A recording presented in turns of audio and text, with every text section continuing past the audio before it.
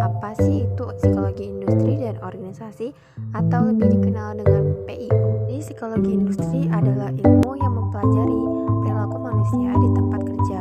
Ilmu ini berfokus pada pengambilan keputusan kelompok, semangat kerja karyawan, motivasi kerja, produktivitas, stres kerja, seleksi pegawai, dan sebagainya.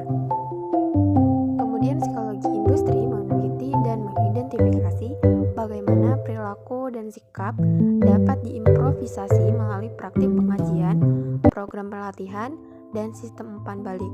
Perkembangan psikologi industri di Indonesia ini sangat dipengaruhi oleh perkembangan psikologi di negara-negara barat, terutama Amerika Serikat. Nah, kemudian peluang karir psikologi industri dan organisasi atau PIO. Yang pertama yaitu HRD. HRD ini merupakan suatu singkatan dari Human Resource Development yang mana memiliki arti sebagai manajemen sumber daya manusia. SDM atau tenaga kerja jadi aset berharga dalam perusahaan sendiri. Nah, fungsi HRD sendiri itu melaksanakan rekrutmen dan seleksi karyawan baru, dan tugas HRD perusahaan seperti yang sudah diketahui adalah mencari calon karyawan yang berpotensi dan sesuai dengan kualifikasi supaya dapat ditempatkan pada posisi yang telah ditentukan. Tugas HRD perusahaan itu memberikan pelatihan dan pengembangan pada karir. Selanjutnya yaitu konseling karir. Konseling karir sendiri adalah layanan yang dirancang untuk membantu seseorang menemukan jalur karir yang tepat. Konselor karir akan membantu kita menemukan karir yang cocok dan sesuai dengan potensi diri kita. Nah, fungsi konseling karir sendiri yaitu adalah untuk mengenali minat dan keterampilan berdasarkan latar belakang pendidikan seseorang sehingga mereka bisa bekerja melalui pelatihan profesional di bidang tertentu. Yang ketiga yaitu staf personalia. Bagian personalia ini adalah bagian yang spesialis mengatur dan mengelola sumber daya manusia dalam perusahaan, termasuk proses penerimaan pegawai.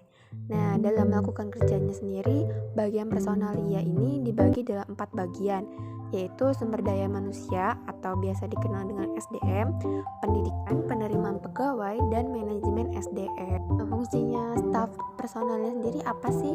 Oke, jadi fungsi staf personalia sendiri itu yaitu bertanggung jawab terhadap data karyawan, payroll, dan pembayaran benefit lainnya, mengelola absensi dan daftar hadir karyawan, catat cuti, dan filing dokumen, serta melakukan sosialisasi dan koordinasi. Oke, jadi tadi udah aku jelasin ya apa itu psikologi industri dan apa aja sih peluang karir dari psikologi industri.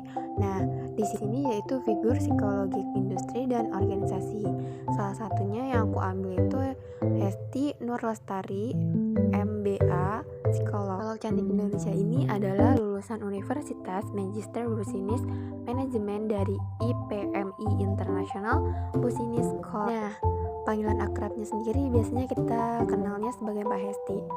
Mbak Hesti sendiri sekarang masih sibuk menjadi konsultan, trainer, asesor, dan aktivitas sosial. Nah, ibu dari 3 anak ini memiliki semboyan yaitu lifelong learner.